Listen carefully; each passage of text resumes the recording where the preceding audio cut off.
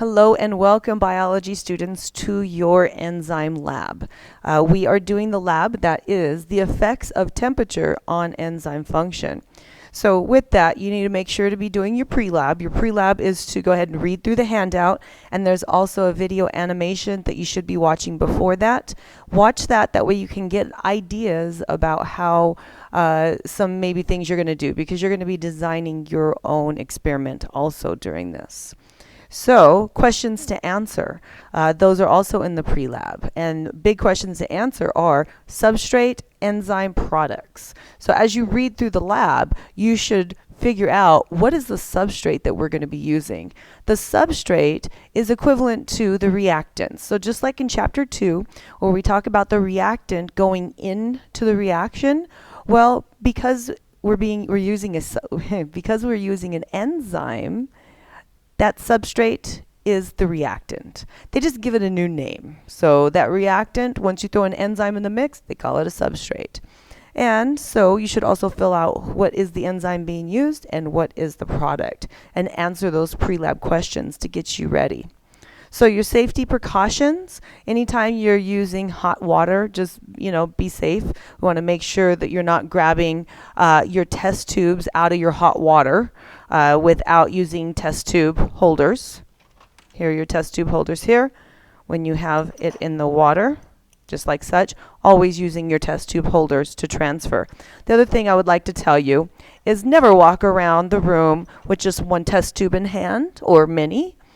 Anytime your test tubes are on the move, you have to have them in a test tube rack. So that is how we limit the amount of broken glass everywhere. So, all right. So with that, if there is broken glass, that happens, especially as we start to clean these in the sink and they get really soapy. Usually soapy glass ends up dropped glass. So just be cautious about that.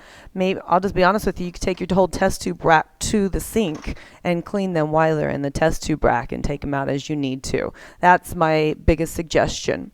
If you do break something, please let me know. Don't try to clean it up yourself. I need to make sure that it is cleaned up properly, and I need to make sure that you don't get cut. So I'm the one who gets to clean that up. Alrighty, so post-lab cleanup. Everything we use here can go down the drain, so no worries on that. So you need to read through the purpose of the lab, describing the purpose of enzymes and how enzymes function. You have covered this information in your metabolism chapter, in your lecture portion of it, but there's a lot of good information in this lab report also. So I'm just basically following along on your lab report. It goes into introduction and background on enzymes and how an enzyme will facilitate a reaction to be faster. So a reaction can happen without an enzyme present, but with an enzyme present, the reaction happens faster. So thereby you can get more product made in less amount of time. And that's really important when it comes to biological systems, because if humans had to depend on lack of enzyme and just have reactions happen, we wouldn't be able to live. The reactions wouldn't happen fast enough for our cellular metabolism, for our cells to go ahead and take metabolic reactions to take place. Okay, so your procedures. I'm looking at your page 4. Your page 4 goes into your procedure that gives all your materials. So you should have all your materials in buckets. Please make sure to survey you have everything that you do, and when you are finished, make sure everything that is in your bucket when you get it is back in your bucket. I want to really make sure that you're not taking things from your bucket and putting them in the classroom supplies or putting them on the cart, because then the next classes won't have the materials that they need in their box. And so I'll let you go ahead and read through that material list. Stuff that is shared by the class that does not belong in your material box, that would be these such here. All of these different types of milk. I have regular milk, which is just labeled milk. We have some chocolate milk. We have 5% lactose milk. I'm sorry, it's not milk. 5% lactose, period. It's the enzyme. We should have lactate milk. That's what I was referring to. And we also have some yogurt. Okay, so our main experiment, we are going to be using regular milk. Okay, don't go and grab these and start doing them all. Just your regular milk. Skim milk, it might be powdered milk, I told you last time. That's what you use for the classroom experiment. Then, when it comes to designing your own experiment, that's what all of the extras are for options for designing your own experiment. We'll talk about that. We'll kind of come back to that a little bit later. So, the common experiment for all of the groups, I'm looking at the end of page 4. What you're going to go ahead and do is you're going to make yourself an enzyme solution. And the enzyme solution you're going to make is made with lactate. Boom. Or the generic form, dairy aid. So you're going to follow the instructions on how to do it. It says to go ahead and fill a beaker with 200 milliliters of DI water, deionized water. They've actually, I'm in a different lab today, so they've put the water in here. When we're in our lab at up north, they actually have it in the squeegee bottles, okay, your DI water. So you want to fill up 200 milliliters of DI water. Before you put the lactate in there, you're going to need to crunch it up. So we should have some type of pumicer.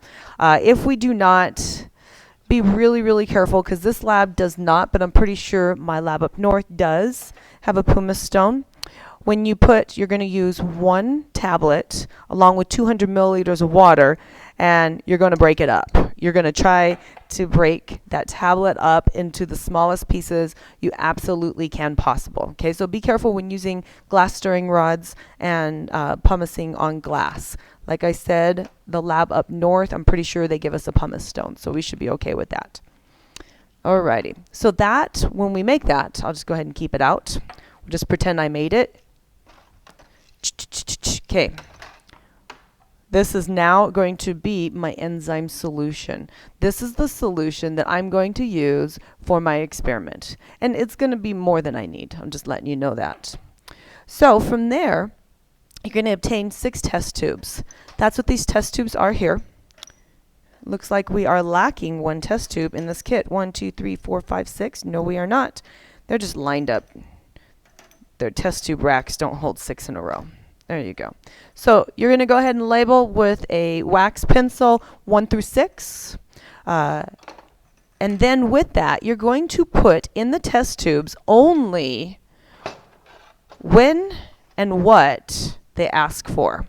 So if you look on page 5, table 1, page 5, table 1, it tells you in tube number 1, you're going to give it a treatment at 22 degrees Celsius. We'll talk about the treatment in a moment. You're going to put in 2 milliliters of DI water. So when it comes to the measurement of the DI water, you can actually just use your pipettes. When you look at your pipette, just random, we have some pipettes in the cart. I didn't bring them out. From here to here, where you see my finger stop, that's 1 milliliter. Okay, it does not have to be precise. That's why we're not using the other different types of microliter pipettes, and we're not using the graduated cylinders, because the precision on this one is okay. So 1 milliliter is from here. If you take it all the way up into the bulb, you've gone way past 1 milliliter. So that's going to take some finessing, and it's going to take some basically learning how to do that. So back to your table number 1. Tube number 1 is going to get 2 milliliters of DI water. You're going to put 2 milliliters of milk, no lactose, no lactase. ACE is the enzyme. OS is the sugar. And it's going to have a total volume of 4 milliliters. Now, what I've done is giving you an overview of what goes in the tube. But what is really, really, really important is the order in which you put it in. So don't just grab your tubes and just start filling up your tubes with what it says on the table, because that right there is a recipe for now you have to start over. Okay, so make sure you go ahead and follow along in your step-by-step process. It's going to go ahead and tell you number 3. I'm reading number 3 on page 4. Obtain 6 test tubes, label them. To each tube, only add the sterile water and the lactase in the given amounts I told you. Use your disposable pipettes. Do not add the milk at this step, okay? So that first one didn't call for milk anyway, but the other test tubes will, but we won't add the milk until it tells us to add the milk. So prepare all your test tubes minus the milk. And so test tube number 1 does a treatment at a specific temperature, and that temperature is 22 degrees Celsius. So what we're going to have 3 different water baths. I've only brought out 2 because the other one was too heavy to carry up here. An 80 degrees Celsius, 37 degrees Celsius is what I have at the back of the room, 4 degrees Celsius. This will be ice that'll be in it. And then the other one is 22 degrees Celsius. Though that won't be a water bath. That'll be your test tubes sitting at room temperature. Okay? So you're going to go ahead and treat all of your different test tubes differently.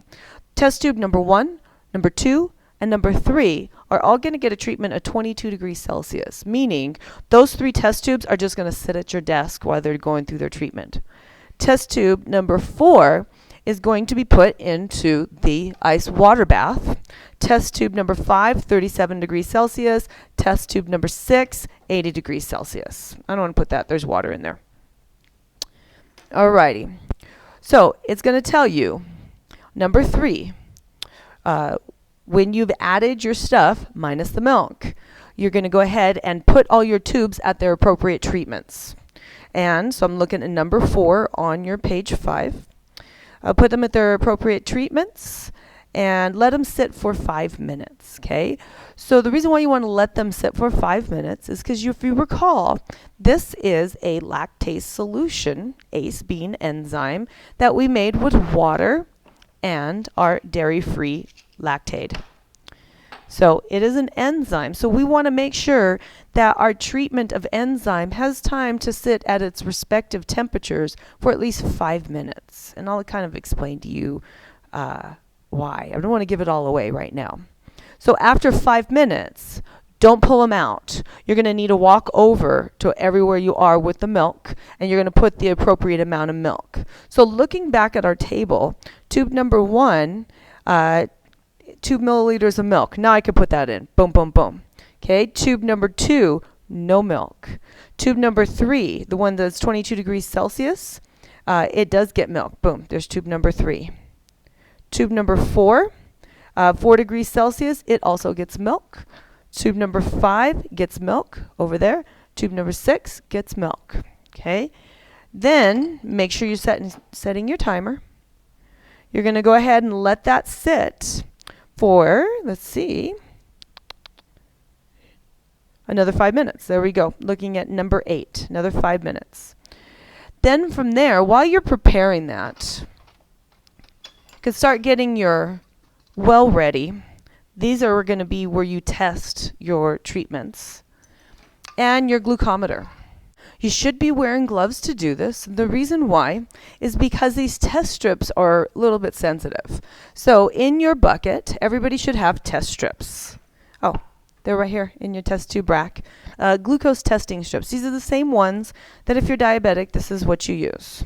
So let's go ahead and take out a testing strip, just like such. The reason why we're using gloves is because if you get your fingers on it, it can actually change the reading, and we don't want to possibly go through a lot of testing strips. The reason why is these are very, very expensive. Okay, so if you're diabetic, you understand that these are very expensive.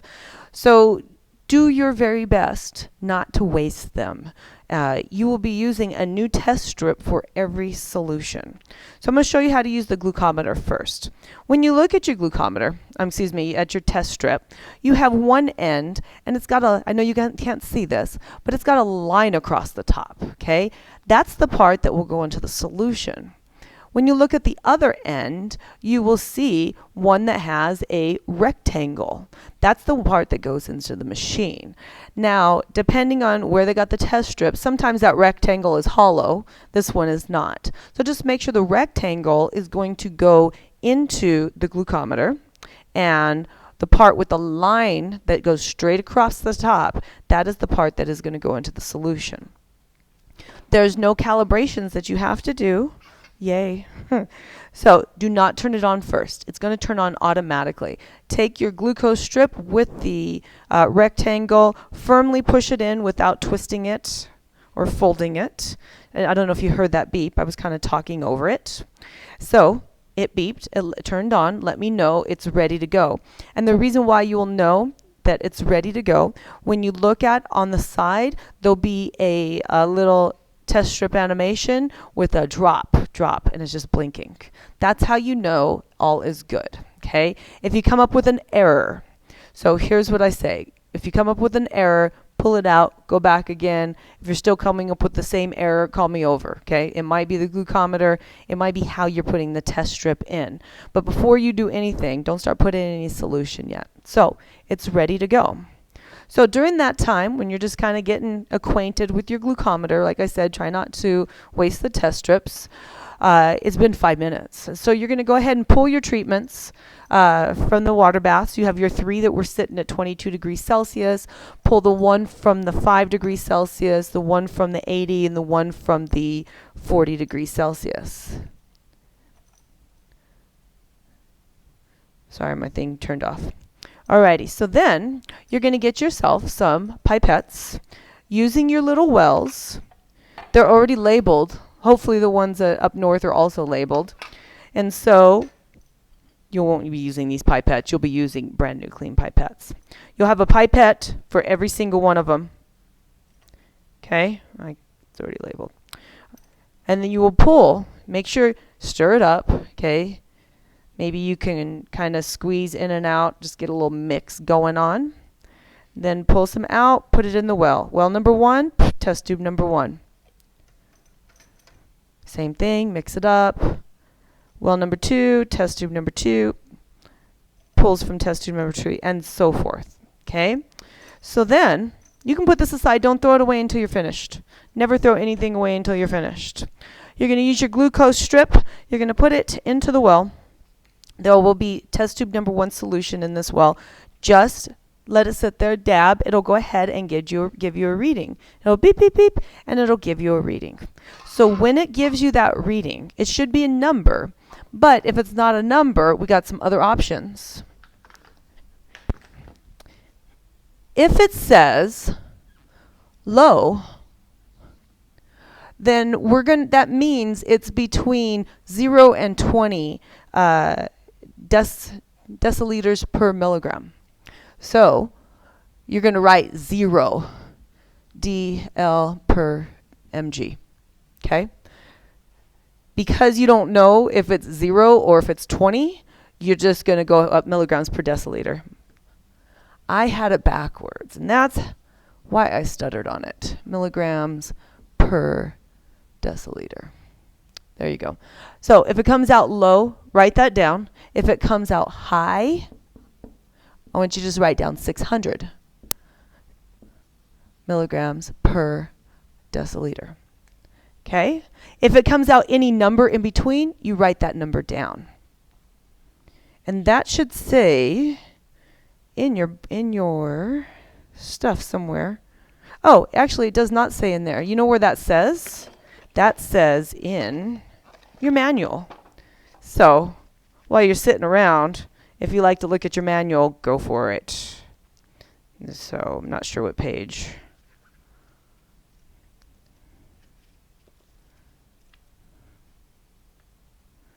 I know it sticks out at you. So I won't waste your time looking for a page.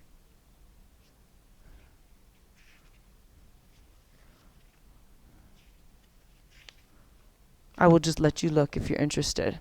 So each of them have the manual still in the box. So just make sure these are one-time use. Okay? So when you're finished with it, you're going to throw them in the trash. They up north might have a waste place for them, but normally we would just throw them in the trash. So I'll let you know when we get into lab. So then you're going to get yourself a brand new one. Boop, boop, boop, put it in, deek, wait. Put it in well number 2, write your number down. You have to use a new strip for every well, okay? They're one-time use. Alrighty, so there is your big experiment. You're going to take that information and you're going to fill it into table. Let's see.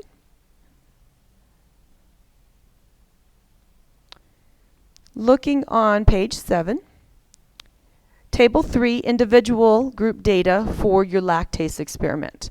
So your Table 3 is where you're going to put your group data. Then we are going to collect as a class. We're going to collect all of the group's data, put it on the board, and then we're going to start filling out Table 4 from that. We'll get to draw ourselves a graph. So that's how you're going to go ahead and do your first experiment. Okay, so I'm going to take a chance because I didn't use my hands and it didn't touch anything else other than that. We'll let them try it. Okay, so you can go ahead and put this away.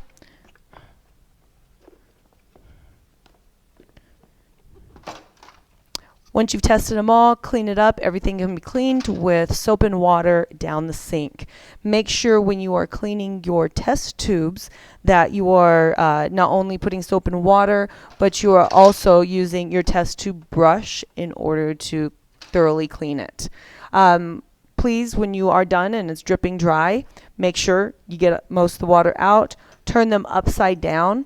And we might be rushing out of class, so you can put a paper towel in your bucket and put them on the paper towel so they can collect any excess. But see if you can avoid any excess. So the second part of your classroom experiment is going to be to design your own. So that is found on page 6. It's number 17. It says come up with your own experiment. So basically taking the information that you have just learned and you're like, well, what did I learn? I don't want to give everything away, but let me go ahead and recap. You treated 3 of the test tubes at room temperature, okay? And with those 3 test tubes that you treated at room temperature, you, in the first one, put milk but no lactase. So you put the sugar, but you didn't put the enzyme. In test tube number 2, you put no milk, but you put lactase. So you didn't put the sugar, but you did put the enzyme. So the thing is, if you don't have them both, you don't expect a reaction to happen. So since each of those are missing one or the other, you don't expect a reaction to happen. So thereby, those should be negative controls. And if you look at number 3 is 22 degrees Celsius.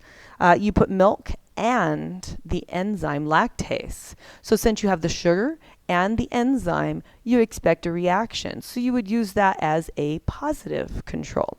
So looking at number 4 through 5, 4, 5, and 6, they all have milk and they all have the enzyme. But what you did is instead of keeping them at room temperature, you put them in respective water baths. So you put 4 degrees Celsius, which is ice. You put a 37 degrees Celsius, or 40, it might be labeled on there. It's 37 here, but they set it to 40 because it's kind of fine tuning, which is more like body temperature, okay? And then you got more like body temperature, 80 degrees Celsius, which 100 degrees Celsius is boiling. So this is pretty hot. So remember, be careful about that.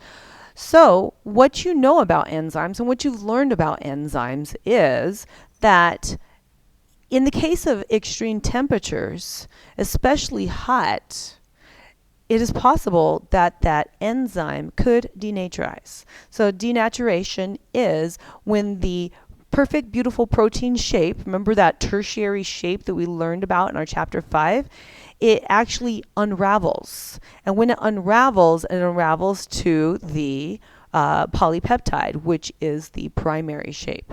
And so, because it's possible, since extreme heat can denaturize the enzyme's not going to function because a molecule shape is directly related to its function. So it is the shape of that tertiary structure that is going to dictate the function of the molecule. So question is, I just told you, you got enzyme, you got milk, 80 degrees Celsius. Do you think you're going to have a lot of glucose when you test for glucose being with the glucometer?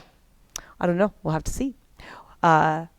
The one that is closer to body temperature, 40 degrees Celsius, what do you think? Is it going to have a lot of glucose because there's going to be a lot of reactions and there's going to be a lot of product of glucose in the end? We'll have to see if it turns out. This is 4 degrees Celsius. So 4 degrees Celsius ice bath. I don't know if you've ever gotten frostbite, but in cases of extreme frostbite, the cells no longer function, and the enzymes in the cells no longer function. So with that, it's not because of denaturation, but there's something called induced fit with enzymes. So the enzymes have this perfect puzzle piece shape in order to receive that substrate. And then when it receives the substrate, it'll snuggle around it, inducing a fit. Well, if you freeze the enzyme here, does it ever snuggle around it? And can that reaction happen if the snuggling doesn't take place? Okay, so you can use those as you are determining your hypothesis. So the next piece, like I was telling you, now you come up with your own experiment. From what you learned from the last classroom experiment, you can go ahead and use all these extras. Lactase, yogurt, chocolate milk, lactaid. You could use those and decide, I don't know, it's up to you. It's totally up to you. Don't ask me. It's your experiment. But here's what I do say. Consistency. You want to keep consistency. So what I'm trying to say is, don't put all 5 of them in each tube and then put them in different baths, because you put too much variability into it. But could you put all 5 of them in each tube and all leave them out sitting on your table, keeping the same temperature treatment? Sure you could. Yeah. Or you could just choose one and choose to put them in all the different baths. Okay, so there's options for designing your own experiment. I'll let you kind of go more with that. Other options, changing the pH. So maybe you don't grab one of the extras, but maybe you change the pH. And so if you choose to do, just throw it out there. Say I want to do an extra, chocolate milk. Say chocolate milk, I do a treatment on the table. Then I'm going to go ahead and put some more chocolate milk. So chocolate milk only with the water, nothing else. How about chocolate milk with the water, but maybe a drop of hydrochloric acid to change the pH, keeping it at that same treatment. And then we also have some sodium hydroxide. So we should be using our gloves still. Between the hydrochloric acid, the strongest base, and sodium hydroxide, hydrochloric acid, the strongest acid, and sodium hydroxide, the strongest base, always wearing goggles and gloves. Chocolate milk, and the third one, sodium hydroxide. We also have some meat tenderizer, and that's all the goodies that we have there. So my point is, there's some options. So if you decide to change the pH, just know you have to always make a control. You always got to make something to compare it to. And since we didn't do chocolate milk in the classroom experiment, you're going to have to make a chocolate milk control. If you want to do a water bath, you're going to have to make a control on that one when it comes to using alternative. Okay, so you get to design your own, so that's the fun stuff. So the next thing is how to report. Well, number one, we're only going to report our classroom data. I don't want you to put on the graph, any extra stuff. I only want you to graph the classroom data. So looking at table 4, that's the only thing I want you to graph. Okay? Okay. So I went and made some fake data. That way you can see how you are going to analyze your data. If you recall, your tube number 1 had treatment of milk but no lactase. Well, the enzyme and the sugar are not getting together, so you would expect all of the groups to have 0. So what this is your group collection. So group number 1 got 0, group number 2 got 0, and so forth. The tube number 2, your tube number 2 did not get milk, but it got enzyme. Well, if you don't get them together, reaction's not going to happen. So you don't expect any product of glucose. So 0, 0, 0, 0, 0. But tube number 3 got both the milk and the enzyme. And so with that, you expect a reaction to happen, and it sat at room temperature, so you expect it to happen. So I just made some stuff up. I said 38 deciliters, milligrams per deciliter, 42, 32, 37, 50, and 30. Okay? And then from there, you're supposed to get the mean. The mean is the average. So, figures. Haha. Let's try it again. Alrighty. So you just add them up, divide by 6, and I got 38.166666. I didn't go ahead and round it to the 38. Always save your rounding for the end. I have to round a little bit, otherwise I'm working with extreme numbers.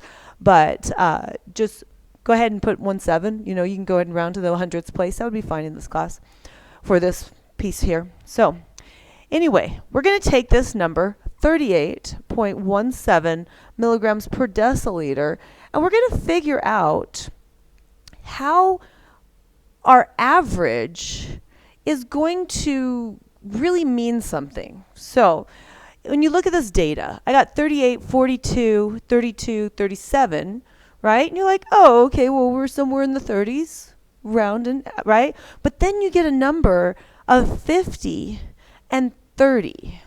So with that, that's very different. If you take just 50 and 30 together, that rounds to be 40. Well, that's close to that. But the fact that this 50 is a little bit more extreme than the others, it just happens that that 30 balances it out and averages it out. So what we're going to find is the standard deviation. And the standard deviation is going to be how certain individual points might deviate from that class average. So because that deviates a lot from the class average. But just by looking at the average, you wouldn't know that there's a 50 in there. So that's what we're going to figure out, the standard deviation. So in order to figure out that standard deviation, we're going to be using this calculation. Do not let math scare you.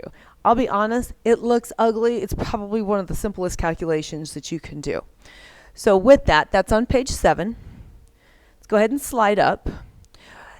These are charts that have been put together for you to use for every single tube. So every single tube you should be using a different table. So table 5A.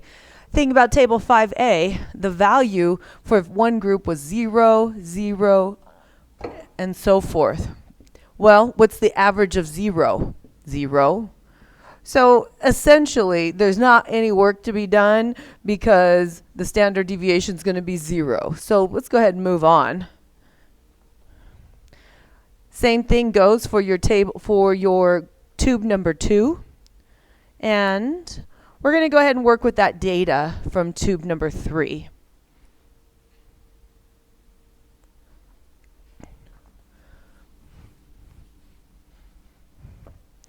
So let's go ahead and fill in that data from tube number 3.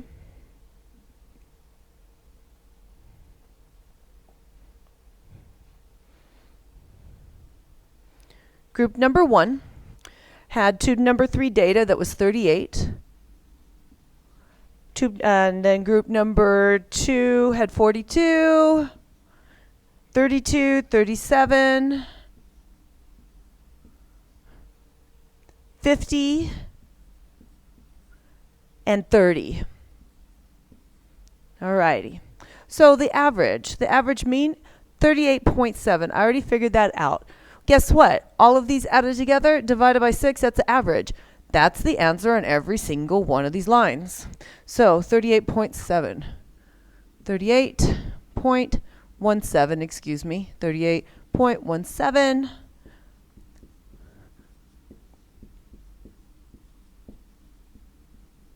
My marker's running out. There you go. They're all 38.17. So your next piece is the deviation. How does this average, see it says mean there?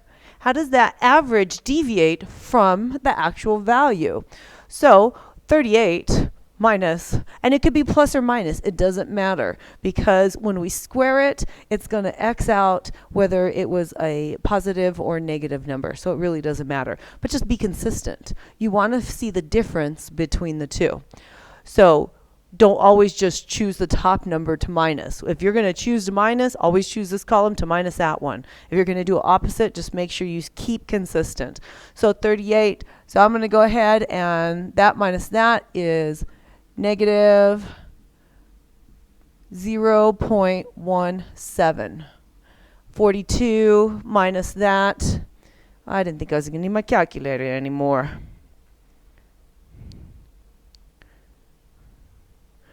Let's see, 42 minus 38.17 equals 3.83. Then we got 32 minus 38.17 equals, it's a negative number. Make sure you are just keeping consistency. I just started doing that one minus that, so that's why I have to do the whole chart. 37 minus 38.17 is negative 1.17. 50 minus 38.17 equals 11.83. And then 30 minus 38.7 is a negative 8.17. Okay, so now that you have the deviation, how the average deviates from the actual value, now you need to go ahead and square that. Square all of them. All right, check that out, magic math. So what we've done is we figured out the deviation. Remember, the deviation is your actual data from your group and how that deviates from the average, the class average. And so in this case, 38 minus 38.17 is negative 0.17. And so from there, we just take this number and square it. When I took that number and squared it, I got 0.03. So with that, the negatives don't matter, because once you square it, they all become positives, okay, if there's a negative there. So take this, square it, got that, take that, square it. So you just go through every single one, work the chart, and square it. So these are the deviations squared. Then I did the sum of the squared deviation, just took this entire column, added them up.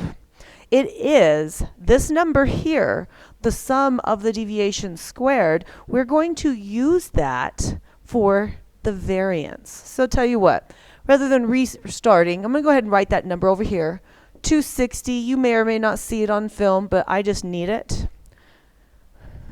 Let's go ahead and erase these, because that's what I need, is the sum of the deviation squared. That way I can calculate the variance, and then once I calculate the variance, I'm going to use that to figure out the standard deviation.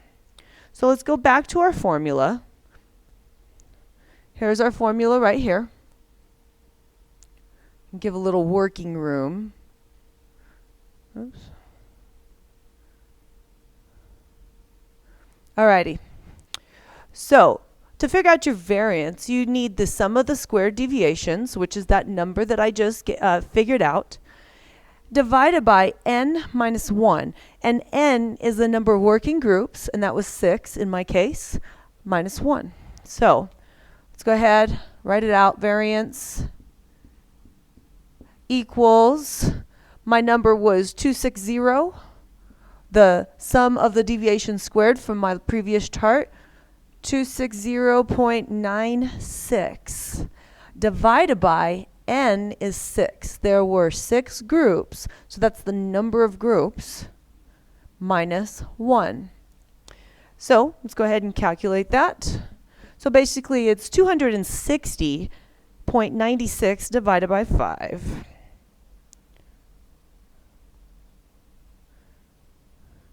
260.96 divided by 5, and there we go. 52.192. So 52.19, we'll drop off that 2 because it rounds down. Alrighty, so now we have the variance, okay? That was our purpose here, to figure out the variance. You're going to use that variance, input it into that formula right there. So you just want to take the square root of the variance, and that's going to be your standard deviation. So that number, square root it, and so STD DEV equals the square root of the variance, and in that case it was 52.19. So the STD, standard deviation, is going to equal 7.2244. So now we're at the point where I do not want a bunch of decimals. So it comes out 7.2244. I'm going to go ahead and round that to one decimal place. So 7.2. There is my final answer. That is the standard deviation for tube 3. You just have to calculate the standard deviation for all the tubes. And really, tubes 1, 2, and maybe another one are 0. So you don't have that many calculations to do. Now, when we go to report this, we are going to need to do a graph. So remember this number. I'm going to go ahead and get a graph all ready for you, and then I'm going to come back and show you how you're going to go ahead and report that on the graph and exactly what that means. So here is how you graph your data. So the first thing you need to do is you are going to graph the class average, not the group average, the class average, okay? So the class average for tube number 1 was 0, so I put it right on the line. Group number 2 was 0. My fake data class average was 38.17. Let's go ahead and double check that. It was 38.17. So with that, I don't need you to do decimal places, okay? This can get real ugly by the time we get done if you worried about those decimal places. So as you can see, I did go ahead and round all the way to the whole number, even though on the chart I kept it to the decimal place, but for reporting on the graph, rounded the whole number. So as you can see here, my tube number 3, I took it roundabout, considering I don't have any graph lines. I think I maybe put it 39, but yeah, it's supposed to be 38. Okay, so I didn't do more fake data for you. You do the same for 4 degrees, 37 degrees, and 80 degrees Celsius. So you notice I actually labeled the degrees Celsius on the x-axis, which is the independent variable. I independently chose what temperatures to put it at. It was my manipulation as a scientist, so thereby it is the independent variable, versus the dependent variable is the data that you got due to your manipulations, okay? You have to have yourself a label. I put temperature treatments in degrees Celsius, and that's why I didn't put degrees Celsius on all of them, because I put it down here. But hey, you have to have it down here. You have to have that. So you notice you have to have a key. If you have any issues with color coordination, I respect that. Please just let me know. If you're wanting to use an alternative method because of not being able to recognize color, that is fair. It's private between you and I. But otherwise, I would like you to have color coordination, i.e. each one a different color. And so you can see here. Now, sometimes I get graphs back that just say tube 1, tube 2, tube 3. Well, what does that mean? What was in the tube? I mean, you're not really telling me anything on the graph. So put on there tube 1, milk, no enzyme. Tube 2, no milk, enzyme. Tube 3, milk and enzyme. So make sure I didn't fill in the rest because I didn't do the rest. But you got to have it all. I also put this line here. This blue line is a standard deviation error bar. So we took that time to calculate the standard deviation. Now we need to report it. And so how we report that is with an error bar. So when you're looking at this, looking at your tube number 3, this was the class average. Then the standard deviation, when we calculated it, it came out to 7.2. So we just called it at 7, okay? So what that means is start at the average, then add 7 to that and go up. I ended up with 45. That's the top of the error bar. Then go back to the average and then minus 7 from that. That's the bottom of the error bar. So what this shows this is the class average, but individual groups data deviated 7 above and 7 below. That's that standard deviation. So really, the smaller the standard deviation, the more consistency you're going to see between all of the test subjects, i.e. groups. But the larger that bar and the larger the standard deviation, that means everybody was all over the place. Nobody was even getting close to the same kind of data. And so in ecology, we use this a lot when we were doing population surveys to see exactly where certain organisms were located. So there's that. So if, like, for example, you notice here, I did a negative on the y-axis. And the reason why, I could very well end up with, I'll go ahead and do this one in blue also. I could end up with a number like this, right? But I could end up with a standard deviation that's, say, really big, that comes up here, and then tips down into here. So we want to make sure that you have that negative bar accordingly. So if anything ever goes negative, so it went this much above the average and this much below the average, which tipped it into a negative number, you need to make sure to account your scale for that negative. Look at my beautiful scale. I went in 5s because I had all of one set of data and it looked good in 5. So just always set your scale slightly above whatever the tallest standard deviation or whatever the tallest number is going to be. Might be the standard deviation, it might be the class average. Most likely it's going to be this, well, it could be not. So whichever. With that, you also need a label in unit and units that says label and units, okay? I'm not going to tell you what it is. Don't write label in units. You need to tell me what's the label and what's the units. Also a title. And if you recall, I don't like little tiny cute titles. Enzymes are cool. No, this is biology, okay? You need to give me a title that represents your graph and your data. And so I gave you the last one, and I told you you guys can use it. I'm not going to give you this one. Refer back to that last video if you need help on that, or ask me in class, but I'm not going to give it to you. I need you guys to work. So here's the deal. Why don't you think about what is on the x-axis, what is going on the y-axis in terms of label and units, what's going on in the key in terms of treatment. Take that, comprise a title using all of it. That's how you make your title. It's all encompassing. Another scientist should look at the title and really determine, do I even want to look at this graph? Okay, so if you recall, second week, it was actually the end of the first week, I gave you a D2L announcement that says great graphs, what I expect for great graphs. Okay, so I'm gonna grade hard on your graph presentation. Does it have all of those components that make a great graph? I do not like sloppy graphs, okay? And this is to be hand done. They are not to be computer made. So with that, please refer back to what makes this great graph. Now, this is a really fun experiment. I hope you like it.